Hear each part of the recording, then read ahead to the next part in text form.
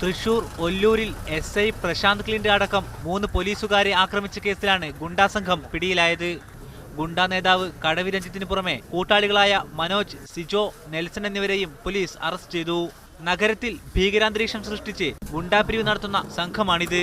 ഗുണ്ടാപിരിവ് നൽകുവാൻ വിസമ്മതിച്ച 2 പേരുടെ വീടുകൾക്ക് നേരെ ഇവർ ബോംബേർ നടത്തിയിരുന്നു. ഈ കേസിലെ പ്രതികളെ പിടിക്കാനുള്ള ശ്രമത്തിനിടെയാണ് SIക്കും സംഘത്തിനു നേരെ അക്രമമുണ്ടായത്.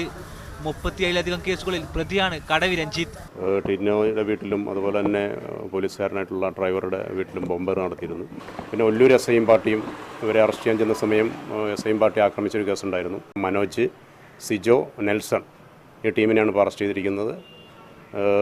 ഇത് കൂടാതെ അതിലെ ഈ നെൽസണാണ് ഈ 2 സ്ഥലങ്ങളിലും ബോംബ് എറിഞ്ഞതായിട്ടുള്ളത്. കടവി രഞ്ജിത്തിനെതിരെ വീണ്ടും കാപ്പ് ചുമത്തുമെന്നും ഈ സംഘത്തിലെ 10ലധികം പേരെ ഇനിയും പിടികൂടാനുണ്ടെന്നും പോലീസ് അറിയിച്ചു. മീഡിയ 1 തൃശൂർ.